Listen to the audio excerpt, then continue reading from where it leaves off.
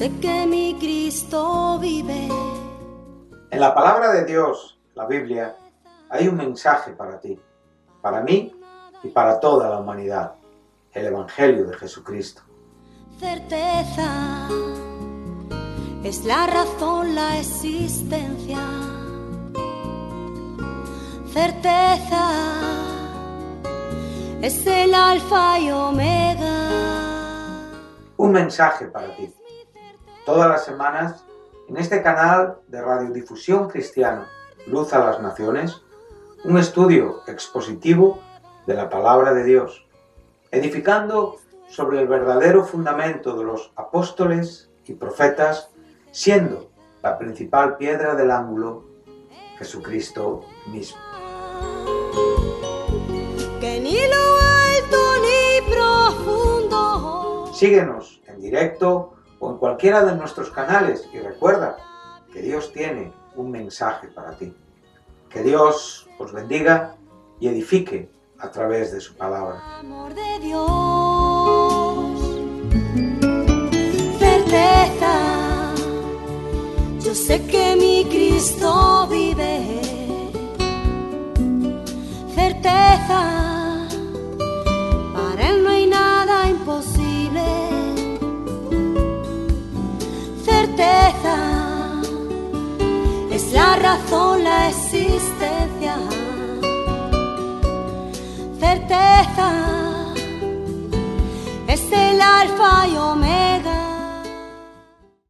Es un placer para mí saludar a los oyentes de Radio Luz a las Naciones en nuestra programación semanal de estudio bíblico titulada Un mensaje para ti, programa desde el cual estamos llevando a cabo, haciendo un estudio expositivo de la primera epístola del apóstol Pablo a los Corintios, la primera que el apóstol escribió, de las que conocemos como mayores, aproximadamente en el año 58 después de Cristo, desde Éfeso, en su tercer viaje misionero, a una iglesia que fue establecida durante el segundo viaje misionero de Pablo unos años antes. Hemos podido avanzar a través de los dos primeros capítulos y hemos llegado al capítulo 3, donde por la gracia de Dios el Señor nos ha permitido llegar aproximadamente en el último programa al versículo 4 del capítulo 3. Vamos hoy en el programa que tenemos por delante a tratar de seguir desarrollando, como digo, ordenadamente, expositivamente este capítulo 3 que tantas cosas tiene para enseñarnos. Entonces vamos a leer los versículos que están entre el verso 5 y hasta el versículo 9, ya que el contexto del verso 10 al 15 sería otro contexto a explicar, que hoy no tendríamos tiempo, para después introducirnos al 16 y el 17, que forman parte de este contexto, del 10 al 9, y a la vez después pues tener entre el 18 y el 23 pues una pequeña conclusión de este capítulo.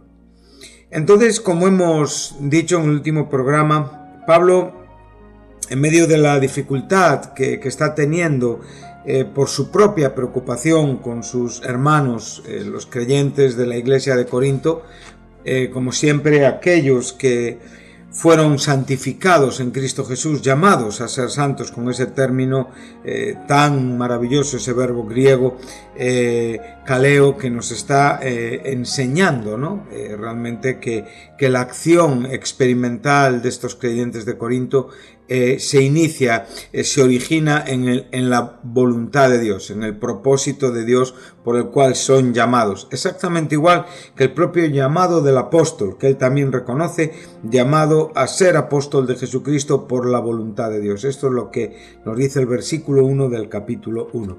Por lo tanto, él se está dirigiendo a unos hermanos a quienes ha predicado el Evangelio, a una iglesia físicamente constituida, espiritualmente constituida, a una iglesia que existía en una ciudad de Grecia, y una iglesia que estaba experimentando ciertos problemas, ciertas dificultades, problemas que él ya va a denunciar a partir del versículo 10, donde él ya trata de recordarles que por la propia fidelidad de Dios que les había llamado a la comunión con el Hijo Jesucristo, entonces no debía de haber en ningún momento divisiones ni contiendas, sino que todos tenían que hablar una misma cosa y que todos tenían que estar perfectamente unidos en una misma mente y en un mismo parecer.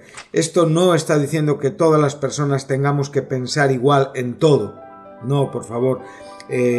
Una de las grandezas del ser humano, una de las grandezas de la propia comunión de los cristianos en la Iglesia es la diversidad de caracteres, de personalidades, de dones, incluso de ministerios, pero todo tiene que ser desarrollado sobre un principio fundamental de unidad, de unanimidad, y es relativo al Evangelio. En cuanto a lo que el Evangelio es y lo que el Evangelio representa y significa, no puede haber diferentes opiniones. Aquí es donde tenemos que estar todos unidos en una misma mente, y aquí tenemos el término griego para entendimiento, y en un mismo parecer, que es propósito, o sea, la comprensión y el propio propósito de lo que estamos comprendiendo. En este sentido tenemos que estar unidos. Nunca el Evangelio es una causa por la cual hombres puedan distinguirse encima de otros hombres o crear daños, diferencias entre creyentes más maduros y creyentes más jóvenes, entre fuertes, entre débiles. No, el Evangelio no tiene este propósito. El Evangelio siempre nos enseña, cuando golpea por primera vez nuestra vida, la condición absolutamente caída, la condición inaceptable de nuestra propia pecaminosidad delante de Dios, las consecuencias justas, lo que realmente merecemos y la necesidad de una intervención de gracia. Por lo tanto, comprendemos que la carne, que es siempre enemiga de Dios, nunca se sujeta, nunca quiere obedecer, pero es la primera lección, si cabe, que podemos entender cuando recibimos el Evangelio, ¿verdad? Y que posteriormente después aprendemos todavía con más claridad. Y hasta el día de hoy, en la medida que progresamos en Cristo, nos damos cuenta de que la carne, en ese sentido negativo, siempre es un elemento presencial para llevarnos a oponernos a los propósitos y a la voluntad de Dios. Por lo tanto, lo que ellos pudieron comprender, lo entendieron desde una condición, actitud, reconocimiento humilde, arrepentimiento, por medio de una fe contrita que les lleva a aceptar el mensaje de salvación. Pero esto había cambiado. Y entonces empiezan a desatarse los proyectos sabios, humanamente hablando, que pensando que eran dignos de ser resaltados, realmente les estaban llevando a una condición carnal. Entonces, por eso ya a lo largo de todo el capítulo 2, él les está diciendo que él no pudo hablar madurez, porque realmente no estaban en una condición ni en un corazón. Solamente esa madurez podía ser hablada con aquella sabiduría, podía ser hablado con aquellos que habían alcanzado esta madurez, y no era una sabiduría de este siglo, ni de los príncipes de este siglo, una sabiduría que estaba destinada a perecer, que estaba acabada, sino esa sabiduría oculta, ese misterio oculto de Dios, que Dios había predestinado desde antes de los siglos para la gloria de la Iglesia, para la gloria de los creyentes. Por lo tanto, un asunto muy importante en la propia administración que los creyentes tenemos del Evangelio y del crecimiento espiritual que tenemos en la vida que hemos recibido por el Evangelio, es una verdad que Pablo enseña muy claramente en esta primera epístola a los Corintios, que es que somos templos del Espíritu Santo a nivel individual, y por consiguiente somos el templo del Espíritu Santo, el templo de Dios, el templo de Cristo en el sentido colectivo.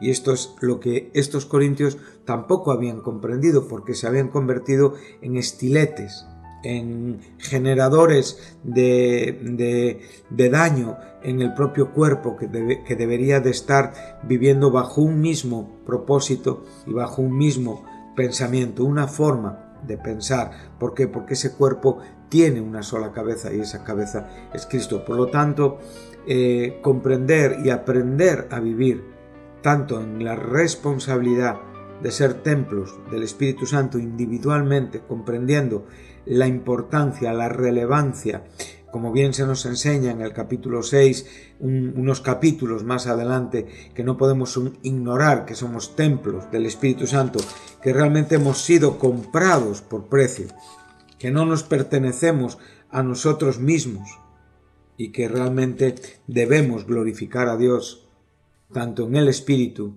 como en el cuerpo, porque ambos son de Dios. Entonces podemos ver estas cosas y así aprender a conducirnos en la iglesia y a desarrollarnos, que esto es una parte importante del capítulo 3. Él ha enseñado que en el mundo solamente hay dos tipos de personas: los naturales, aquellos que no han sido iluminados, aquellos que no han sido regenerados, aquellos que no han sido transformados en su corazón, que no han nacido de nuevo, que no pueden ver el reino de Dios, que no pueden comprender los misterios, la verdad de todo lo que Dios tiene en sí mismo, que únicamente puede ser entendido por medio de la acción del Espíritu Santo, como bien nos enseña en el capítulo 2 de esta primera epístola. Hemos recibido no aquello que proviene del mundo, sino el Espíritu de Dios, aquel que escudriña todo, aún lo profundo de Dios, y aquel que nos enseña y que realmente interpreta las cosas espirituales en una manera espiritual para que puedan ser comprendidas espiritualmente. Y el otro hombre es el que es espiritual, el que es una consecuencia, un resultado ya de la intervención de Dios en su vida, y por lo tanto ya tiene un juicio, un discernimiento, una explicación, una opinión relativa a la verdad de Dios que ya le ha sido comunicada. Bajo esta premisa, él nos introduce en el capítulo 3 diciendo que no puede hablaros como a espirituales. Él acaba de hacer una diferencia.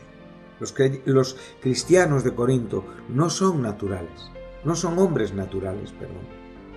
Son hombres que han sido regenerados. Por lo tanto, Pablo les está diciendo: vosotros tenéis el Espíritu Santo en vuestros corazones, habéis nacido de nuevo.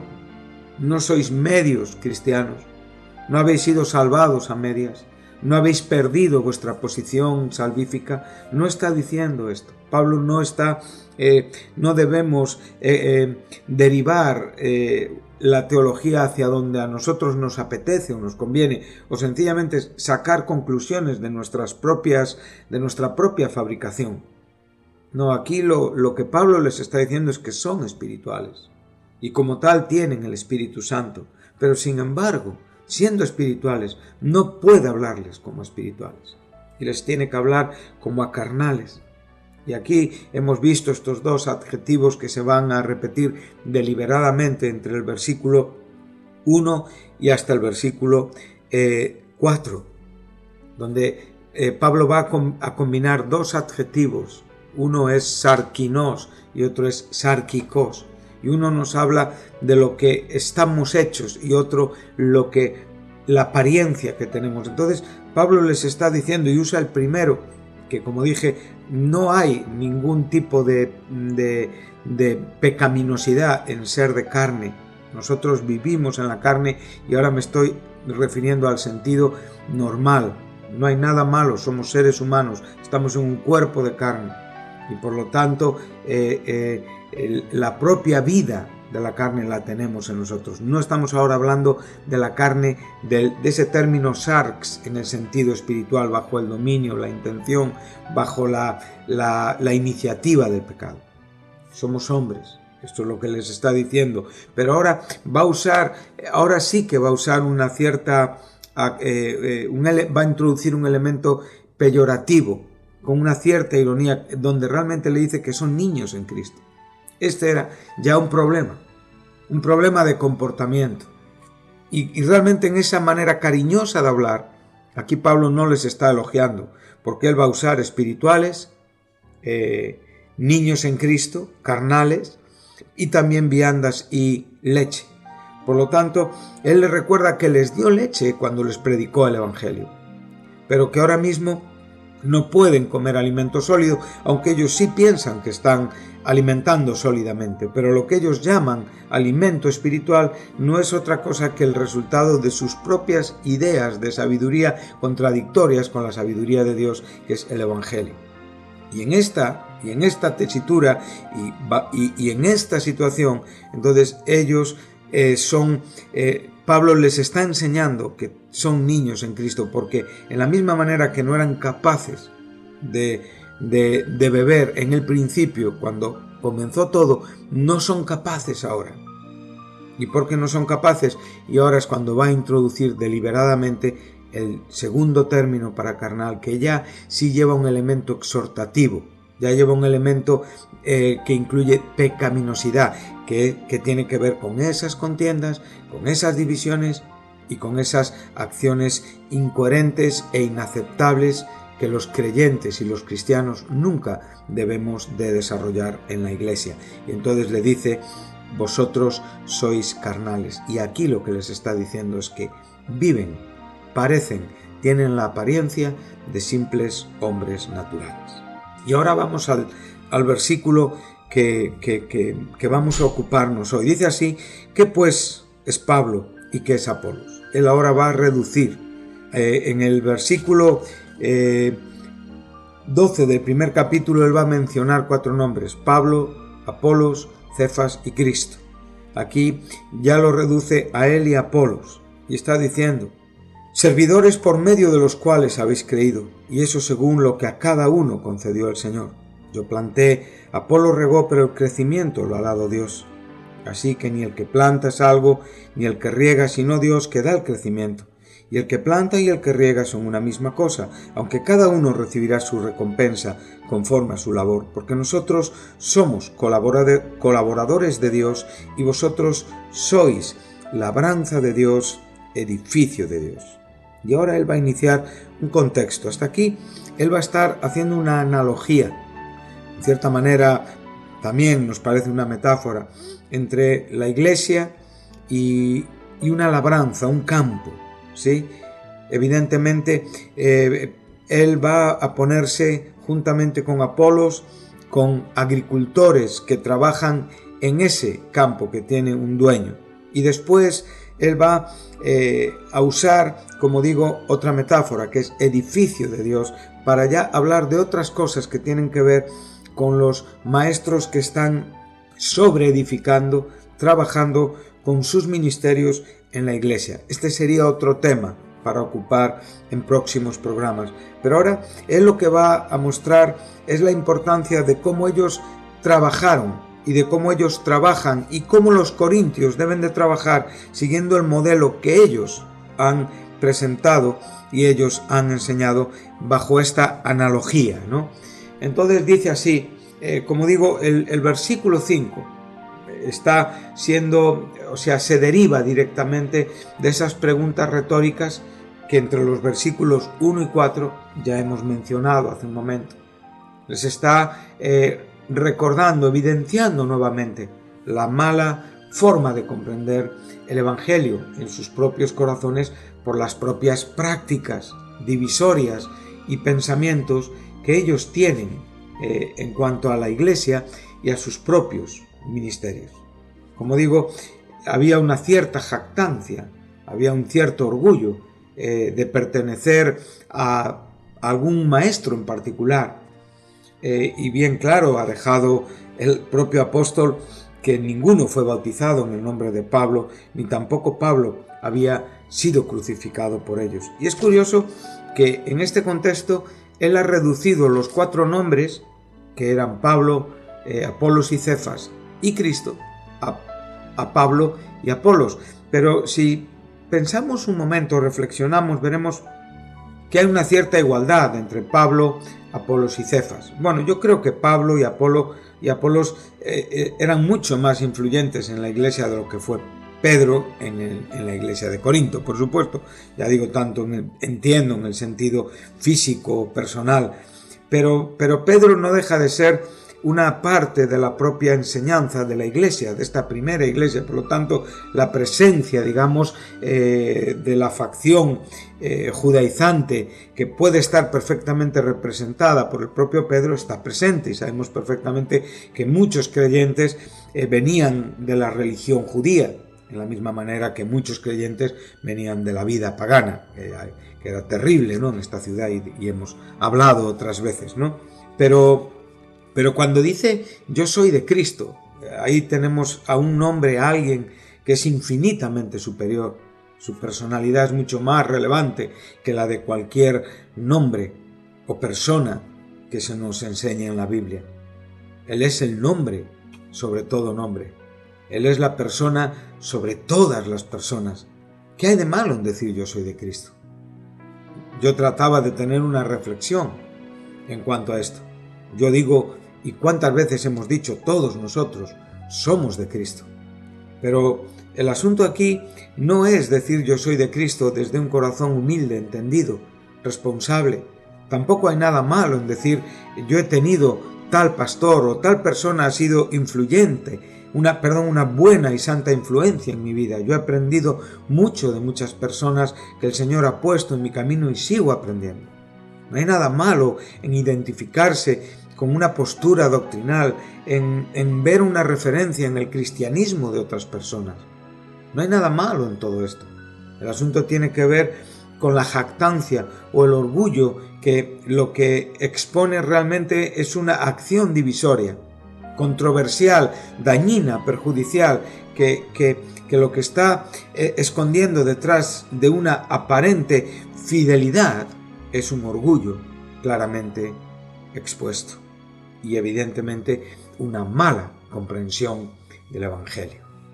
Por lo tanto, ese yo soy de Cristo es una manera jactanciosa como de separarse para poder concluir en una forma superior, o para poder aplastar, o para poder quedar por encima en una actitud competitiva con otros hermanos. Y esto es lo que la Iglesia no soporta, y esto es lo que entre creyentes nunca debe de ser. Los creyentes no competimos entre nosotros.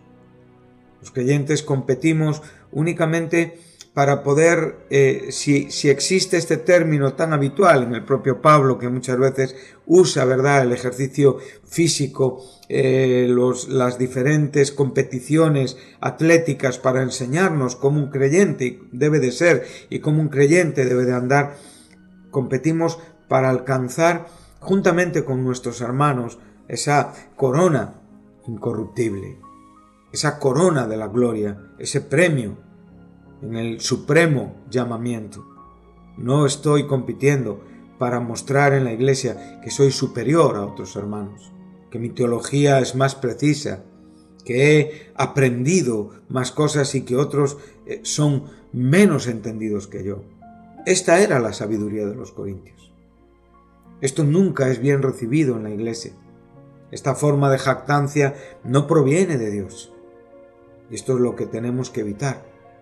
Todo lo que hemos aprendido y todo lo que podemos poner al servicio de otros en la Iglesia es por la gracia de Dios. Y esto es lo que Pablo nos va a enseñar.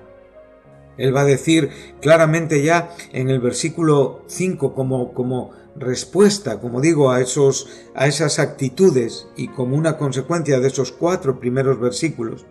Él ahora va a decir qué pues es Pablo y qué es Apolos. Bueno, algunas traducciones tienen el término cis, que es quién, de acuerdo a algunos manuscritos antiguos. La mayoría, sin embargo, de las traducciones tienen el término ci, sin la s al final, que es en nuestro castellano, qué.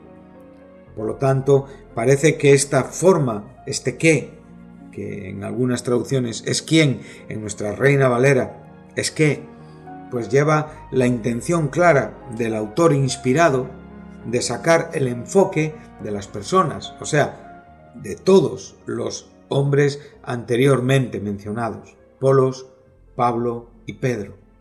Por lo tanto, creo que esto ya es la razón por la que el propio apóstol les deja con un pensamiento en cuanto a quiénes somos nosotros. Qué gran pregunta, qué buena reflexión para todos los creyentes que me están escuchando. ¿Qué es José Carlos? ¿Qué es fulanito? ¿Qué es Pepito? ¿Quién soy yo en la iglesia? Si hoy yo preguntara a la iglesia, ¿quién soy yo? ¿Qué diría que estoy buscando ser en la iglesia? Bueno, ahora Pablo va a definir quién es Pablo y quién es Apolos. Es muy curioso que aquí Pablo, en las analogías en cuanto al plantar y al regar, Pablo está presentándose como ese perito arquitecto, como el fundador, como el apóstol que establece la iglesia.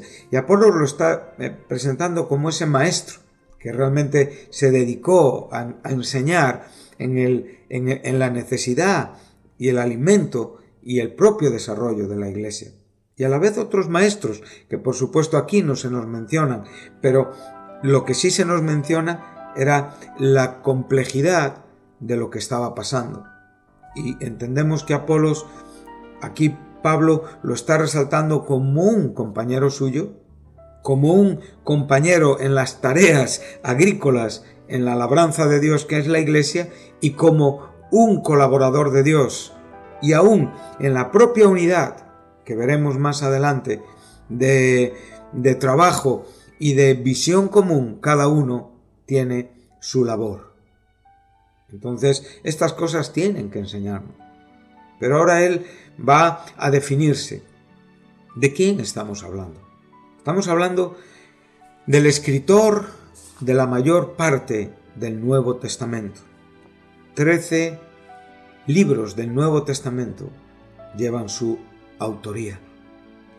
Del hombre que realmente es reconocido entre los apóstoles como aquel que fue llamado a la incircuncisión. Del apóstol Pablo tendría muchas cosas, muchos títulos, muchos diplomas que colgar en su habitación, pero sin embargo todo se resumía con un nombre: siervo. Esto es algo maravilloso. Cuando encontramos aquí la palabra diácono, que podemos verla en diferentes lugares del Nuevo Testamento, por ejemplo en dos cartas de Pablo, lo tenemos en la carta a los Filipenses, capítulo 1, versículo 1, donde dice Pablo y Timoteo, y ahora aquí dice siervos de Cristo Jesús.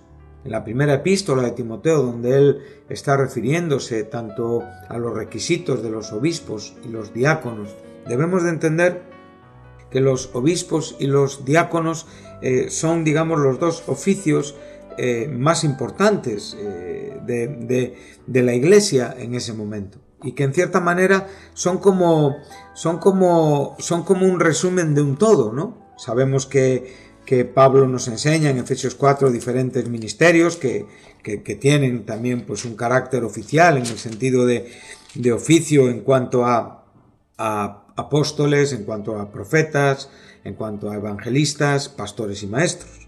Después también sabemos que hay diversidad de dones que también son para desarrollar, que también tienen cierta relación con oficios. Eso lo vemos en Romanos 12 muy claramente, cuando también ahí se nos habla de personas que presiden, de personas que enseñan, de personas que tienen un servicio, que exhortan, que reparten, que hacen misericordia. Y aquí vemos también ese término, el verbo servir.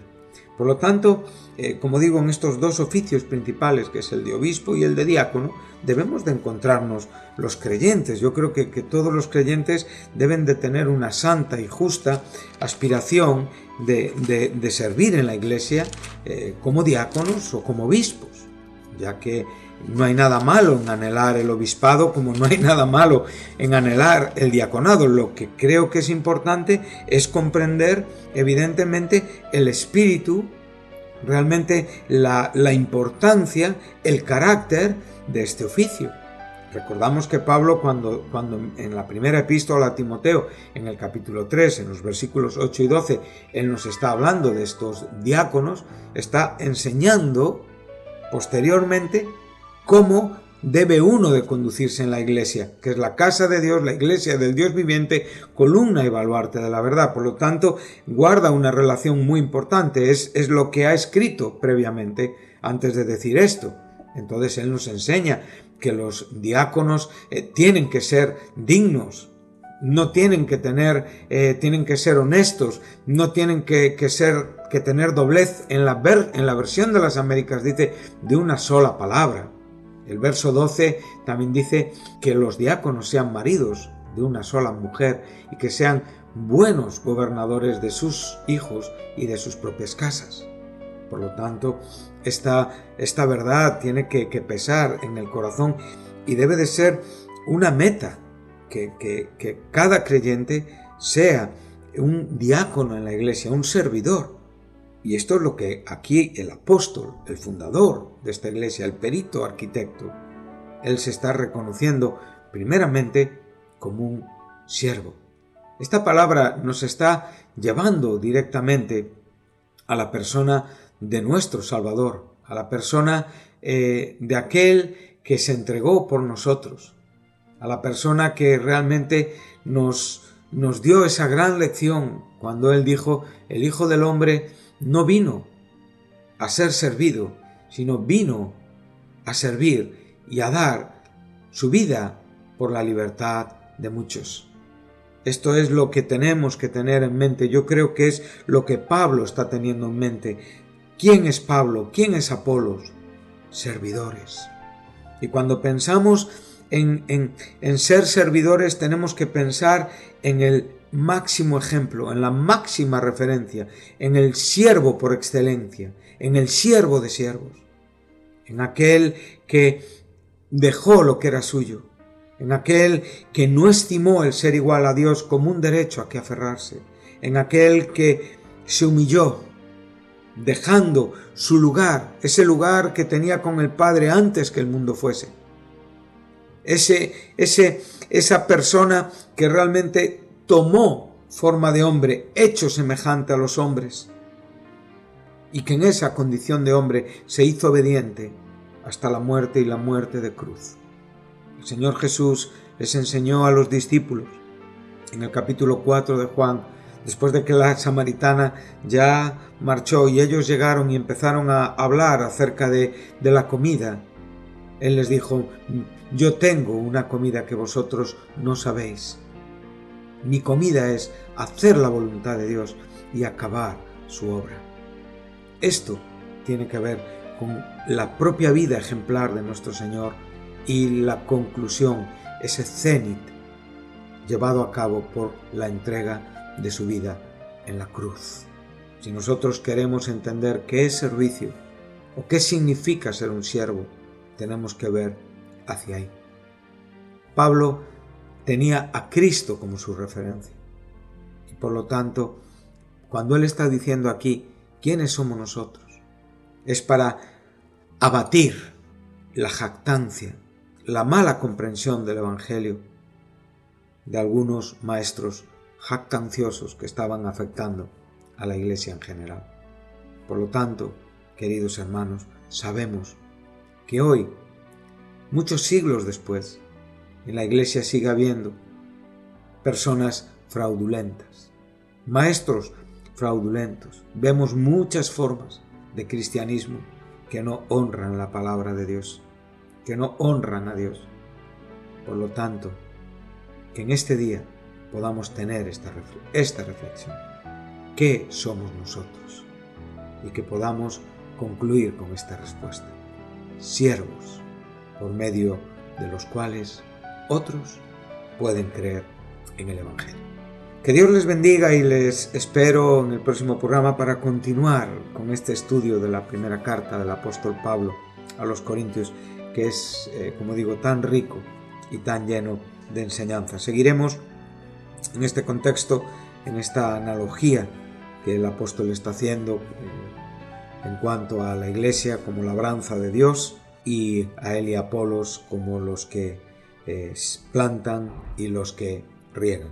Que Dios les bendiga y les espero en el próximo programa.